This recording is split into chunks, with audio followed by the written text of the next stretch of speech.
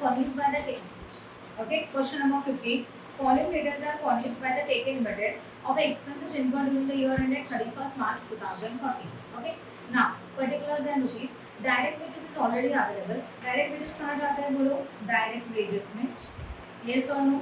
The purchase of raw material, that is the direct material. Factory rent, factory. Cost of catalog, selling and distribution. Sundry expenses, office and administration. Depreciation of plant and machinery, factory. Opening stock of raw material, that is the direct material may add. Repair of office furniture, office. Carriage outward, selling and distribution. Interest on loan is the finance expenses, तो ये नहीं आएगा. ठीक है, तो interest on loan को छोड़ दो, वो नहीं आने वाला. Closing stock of raw material, direct material में से minus, then distribution of the free sample, selling and distribution, audit fees, office, demonstration expenses, selling and distribution. Demonstration मतलब कोई प्रोडक्ट को किस तरह से यूज करना है, जब इसका डेमो दिखाया जाता है तो उसके लिए कुछ ना कुछ एक्सपेंस होता है, उसको बोलते हैं demonstration expense. These are also expenses. उसका furniture loss by fire.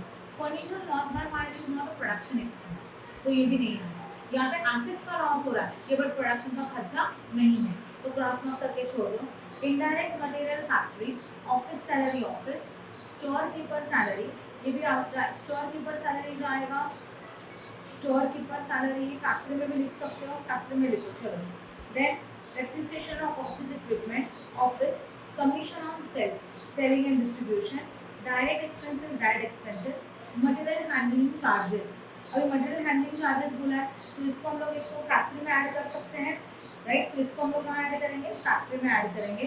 And machinery purchases a capital expenditure, and capital expenditure cost sheet में रिकॉर्ड नहीं होते, ये कॉस्ट शीट में नहीं आए. समझ में आया? Okay. Other information. Stock of finished goods at the end 500 units to be valued at a cost of production. Number of units sold during the year 9,500, and profit is desired on sale is 20%. Prepare a cost sheet showing the various element of cost both in total and per unit, and also find out the total profit and per unit. Now this is again different type of question. अभी इसमें क्या अलग है मैं explain करूँ. देखो, ये ऐसा सम है ना जिसमें आपको closing stock of finished goods का क्वांटिटी दिया है. लास्ट टाइम में देखो, stock of finished goods at the end that is 500. तो अभी तक था क्या ऐसे? अभी तक पहला सम जो हम लोग ने फर्स्ट स्टेप पे सम किया उसमें क्या था? जस्ट एक्सपेंसेस, कोई यूनिट नहीं था. अभी जो एक सम किया उसमें ये पता चला कि कितने यूनिट का प्रोडक्शन किया, जितना प्रोडक्शन किया उतना पूरा सोल्ड किया, राइट है. तो यहाँ पे क्या बोला गया? हम लोग कुछ तो प्रोडक्शन कर रहे हैं, उसमें से कुछ क्लोजिंग स्टॉक रख रहे हैं, एंड बाकी का क्या कर रहे हो? Sold, right. बोला है ना क्वेश्चन में, stock of finished goods at 500 and number of units sold during the month is 9,500. तो ये ऐसा क्वेश्चन है जहाँ पे आपके पास सेल्स की यूनिट है, क्लोजिंग स्टॉक की यूनिट है, closing stock of finished good, but how many units are produced that is not given, that one we have to find. वो हम लोगों को नहीं पता, ठीक है. और प्रॉफिट देकर रखना बोला है कॉस्ट शीट बना. तो ऐसे टाइप के क्वेश्चंस में जहाँ यूनिट चेंज हो रहा है, जितना प्रोडक्शन किया उतना पूरा का पूरा सोल्ड नहीं किया, जितना प्रोडक्शन किया उसमें से क्लोजिंग स्टॉक रखा, रिमेनिंग सोल्ड हो गया.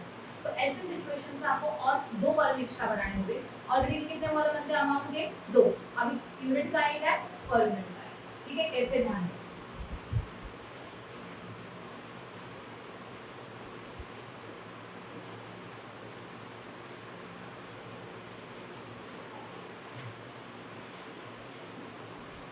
फर्स्ट हुआ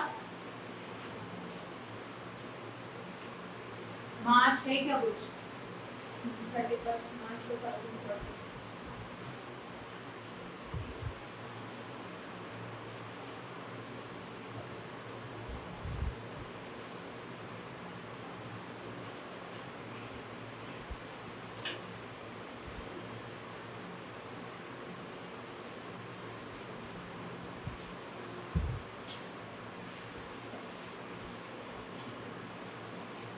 मैं तुम लोगों को फॉर्मेट ओरली पूछूंगी. कल को क्वेश्चन सॉल्व किया नोटबुक में? कल का दोनों क्वेश्चन नोटबुक में सॉल्व किया है, एक दूसरा दिन क्या था?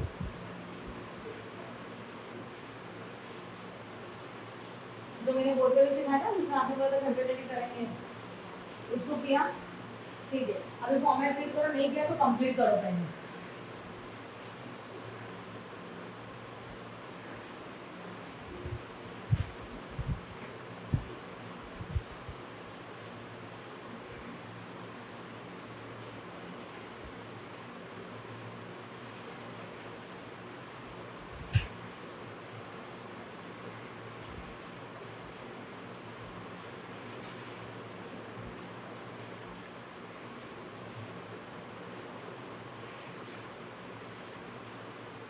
क्वेश्चन नंबर बोलो, पेज नंबर।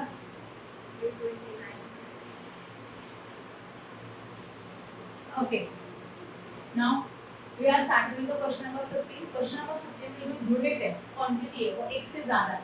कुछ सेल के लिए दिया है, कुछ फिनिश गुड्स के लिए दिया है, इसलिए एक यूनिट का कॉलम बना। और जब यूनिट का कॉलम बनेगा कंपल्सरी पर यूनिट का कॉलम आप ड्रॉ करोगे, ठीक है। और ये मिरर के अराउंड के दो कॉलम, जो inner as well as what outer समझ के यूज करेंगे। समझ में आया?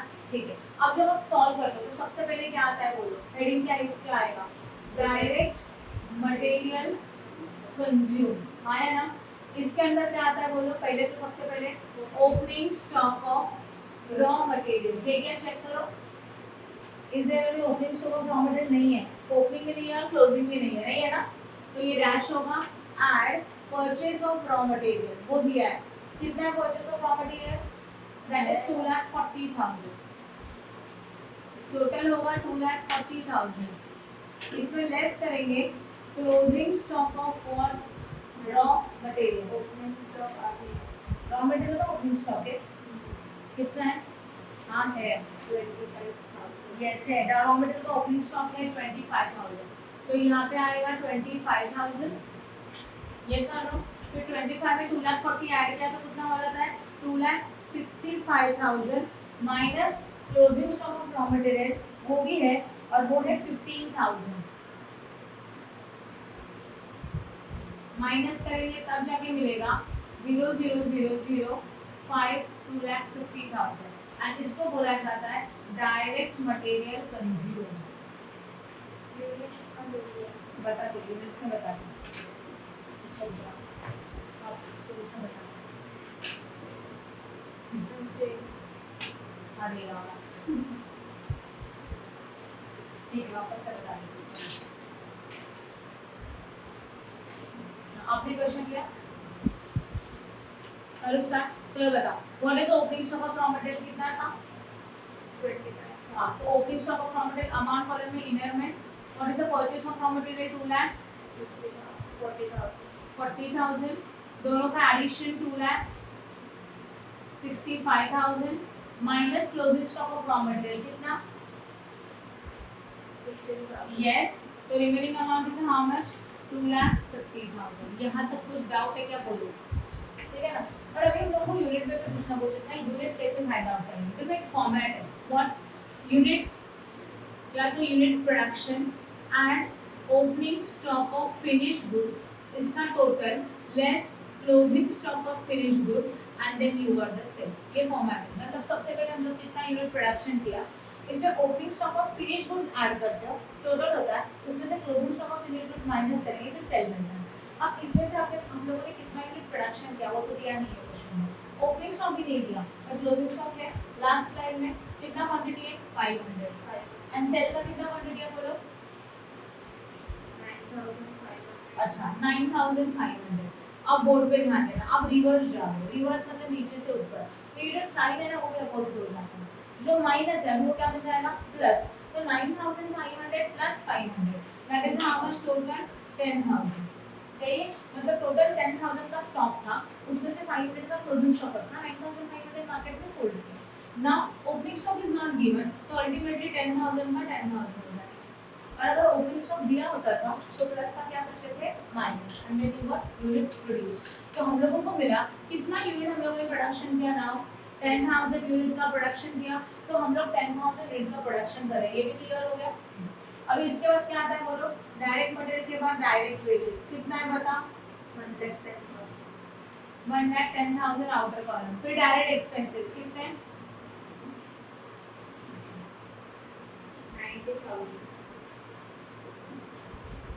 90,000, इनका करो टोटल 4,50,000, इसको बोलते हैं प्राइम कॉस्ट, राइट, सही है, बराबर। ओके, अब जो हमारा हेडिंग है प्राइम कॉस्ट, वहाँ पे आपको यूनिट लिखना जरूरी है। अब हर एक यूनिट लिखने का जरूरत नहीं है, पर जो मेन हेडिंग आता है prime cost, work cost, cost of production, उसके सामने यूनिट चाहिए। तो कितने यूनिट का प्रोडक्शन किया था 10,000, तो वो 10,000 हम लोग यहाँ लिखेंगे, तो 10,000 यूनिट का प्रोडक्शन करने के लिए जो प्राइम कॉस्ट हुआ वो हुआ 4 लाख, समझा। ये पर यूनिट लास्ट में निकालेंगे। Add what? हाँ चलो बोलो फैक्ट्री ओवरहेड्स क्या है? फैक्ट्री रेंट ओके कितना? 35,000 नेक्स्ट 35,000 ना? हाँ depreciation plant acquisition 19,000 next indirect material 26,000 एक मिनट बोलो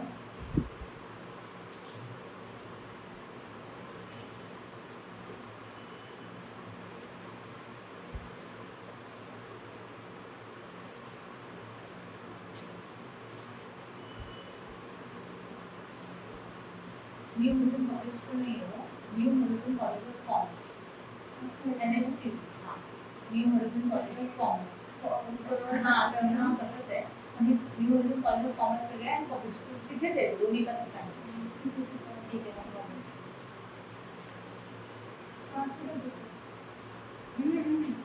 ते म्हणजे कॉलेजचं नाव आमचं ग्राउंड वगैरे आहे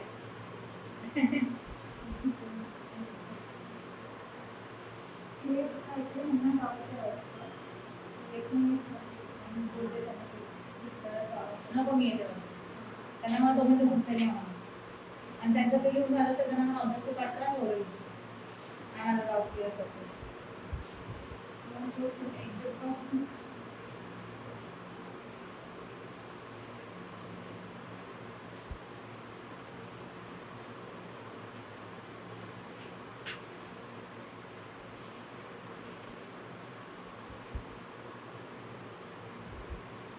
दिस पर्सन नको यूज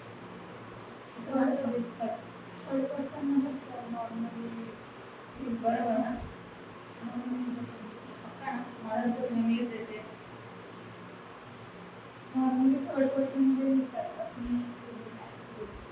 अच्छा मला नाही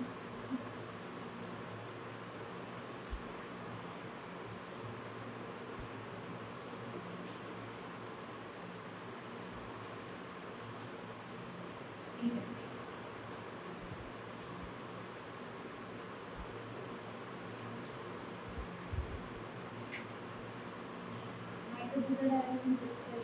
हाँ बरोबर तसं झालं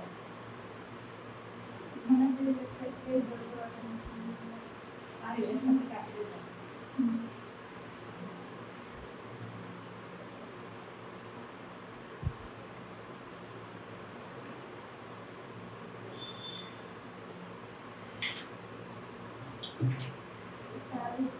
वरती बस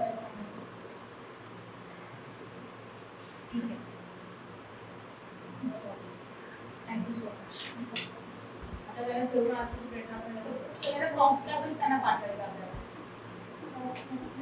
मेल करायचं ना हेच पाठवू शकतो ना आपण हेच पाठवलं ना आपण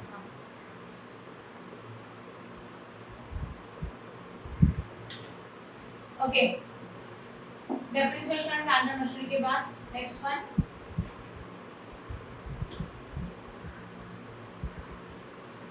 store keeper salary 9,000 next material handling charges 11,000 next बस इनका करो टोटल प्लीज 35,000 19,000 9,000 11,000 74,000 तो यहाँ लिखा 74,000 ऊपर वाले प्राइम कॉस्ट में ऐड करो 52,400 नहीं 5,24,000 5,24,000 नो प्रॉब्लम इसको बोलते ये हो गया हमारा हेडिंग इसमें आता है opening stock of WIP add कुछ नहीं है ना नहीं है ना चेक करो less closing stock of WIP रहेगा तो लिख लेंगे रहेगा चेक करो जरा नहीं है तो same amount we got that is a 52 lakh sorry 5,24,000 sale of scrap है शायद नहीं तो ठीक है और इसको लिखा जाएगा which cost works cost again this one is heading ना इस हेडिंग में हम लोग क्वांटिटी देखेंगे क्या 10,000 फिर again add what office and administrative overheads office and administrative overheads बोलो कितना है सप्लाई एक्सपेंसेस कितने 18,500 next repairs to office furniture हाँ 12,500. नेक्स्ट Audit fees कितना 11,500. Next Office salaries how much 27,500. Next Depreciation of office equipment 10,000. Next Plus कर लो इनका total 18,500 plus 12,500 11,500 plus 27,500 and 10,000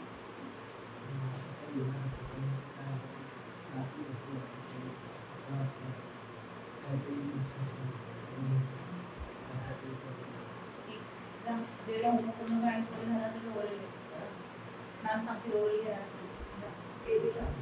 80 ठीक है ये 80,000 का टोटल हुआ ऊपर वाले के साथ ऐड करो दैट इज 5,24,000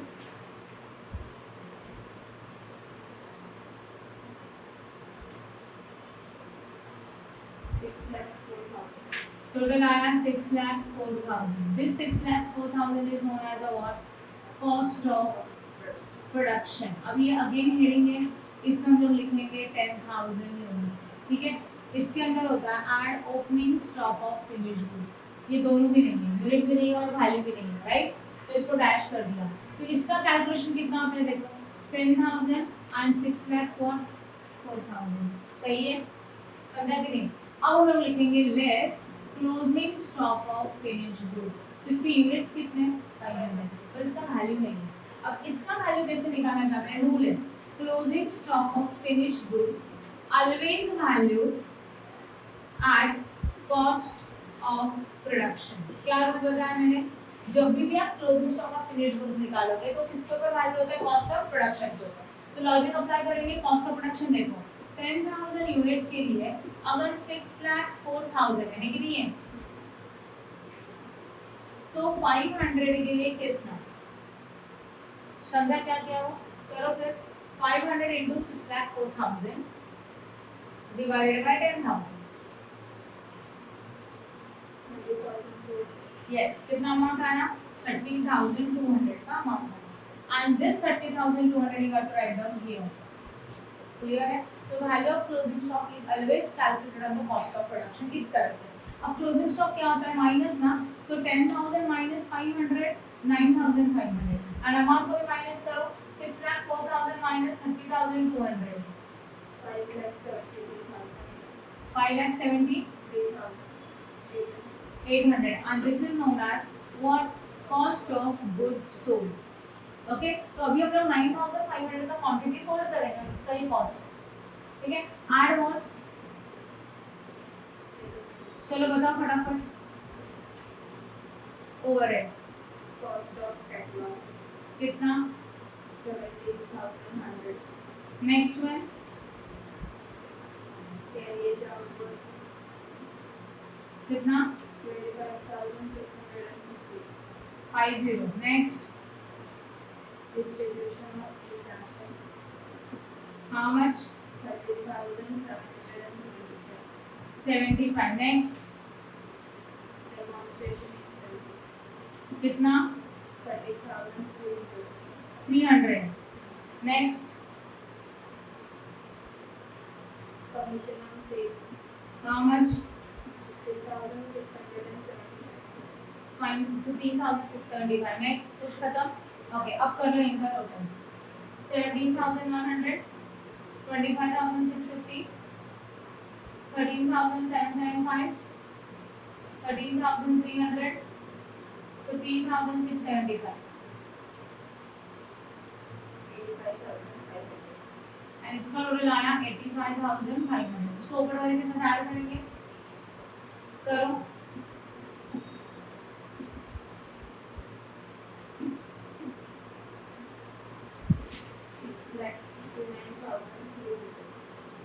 राइट है and this is known as a total cost and total cost में 9,500 अभी ऐड क्या होगा बोलो प्रॉफिट तब जाके मिलेगा सेल्स अब सेल्स के लिए क्या इंफॉर्मेशन दिया हुआ है क्वेश्चन में बताओ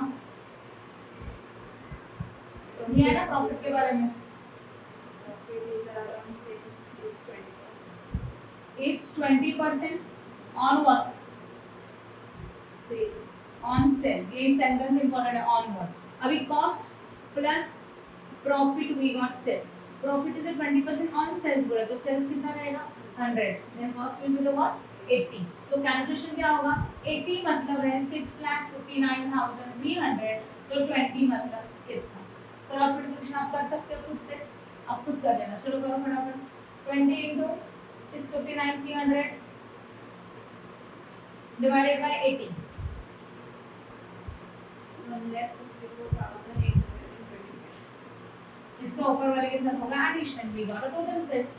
और जहां पे हमारा यूनिट्स भी कितना होगा 9,500. 8,25,125. 8,25,125. तो इसका 4,000. ये क्या सही है. ओके क्लियर हो गया सेल्स कैसे निकाला. और यूनिट्स रहेगा तो कैसे कैलकुलेशन करना है समझना. हर एक मेन हेडिंग में कॉस्ट ऑफ प्रोडक्शन. बट ये यूनिट्स चेंज हो रहे हैं closing stock of finished goods में. बिकॉज 10,000 यूनिट का प्रोडक्शन किया बट 500 का क्लोजिंग स्टॉक रखा एज इट इज. उसमें से फिर बैलेंस कितना था 9,500 का मार्केट में sold. Okay now we have to find out the per unit. Per unit कैसे निकालना एकदम सिंपल है. ध्यान दो ये अमाउंट है. इसके यहाँ पे यूनिट है सामने नहीं है तो उसका मेन हेडिंग का यूनिट कितना है 10,000. तो पर यूनिट कैलकुलेट करना means amount divided by unit. Amount लोग ऐसे पे 25,000 डिवाइडेड बाय 10,000. 2.5. तो यहाँ लिखा 2.5. कुछ कैंसिल करता ना एज इट इज. अभी कितना अमाउंट दिख रहा है 2,40,000. उसके सामने यूनिट नहीं है तो कौन सा लेते हैं हेडिंग वाला मेन हेडिंग का. तो अभी लोग 2,40,000 वही हाँ 2,40,000 इक्वल टू करो डायरेक्टली. कितना आया 24. मतलब जहाँ पे आपको डिवाइडेड बाय 10,000 ही करना है तो हम लोग डायरेक्टली 2,40,000 इक्वल टू. अब नेक्स्ट के लिए 2,65,000 इक्वल टू. समझा. वो आएगा 26.5 है ना. ओके अब देखो यहाँ पे इनर में भी अमाउंट है आउटर में भी अमाउंट है. अब आउटर वाला नहीं लेंगे बिकॉज ये दोनों है और ये आउटर का अमाउंट है तो इसका तो कैलकुलेशन है ना. तो हम लोग डायरेक्टली क्या लेंगे 15,000. तो 15,000 इक्वल टू दैट इज 1.5 शायद सही है. अब डायरेक्टली ये 1,10,000 इक्वल टू 11. 90,000 equal to 9. समझा. जो 9 है वो देखो एक्सटेंड कर दिया. अब देखो इसके सामने है तो 4,50,000 इक्वल टू. तो आप बाकी सब कर सकते हो. तो नॉर्मली जो भी अमाउंट है उसके सामने के यूनिट देने चाहिए. उसके फ्रंट पे जो लिखे अगर नहीं लिखते तो उसके हेडिंग वाले यूनिट. ओके तो यहाँ पे 35,000 डिवाइड बाय 10,000 ये होता है. इनके सबके लिए डिवाइड बाय 10,000. इनके लिए भी और divided by 10,000. But 6,04,000 divide by 10,000. 32,200 divided by 500 and 5,73,800 divided by 9,500. समझा क्यों. क्योंकि नॉर्मली अमाउंट के सामने के यूनिट से डिवाइड करना. अगर उसके फ्रंट पे यूनिट नहीं है तो उसके मेन हेडिंग यूनिट से डिवाइड कर सकते हो. And finally you got the per unit for full table. समझ में आया कैसे करना है आपको. क्लियर हुआ. Please like and share our video and subscribe our channel for more videos. Press bell icon for notification. Thank you.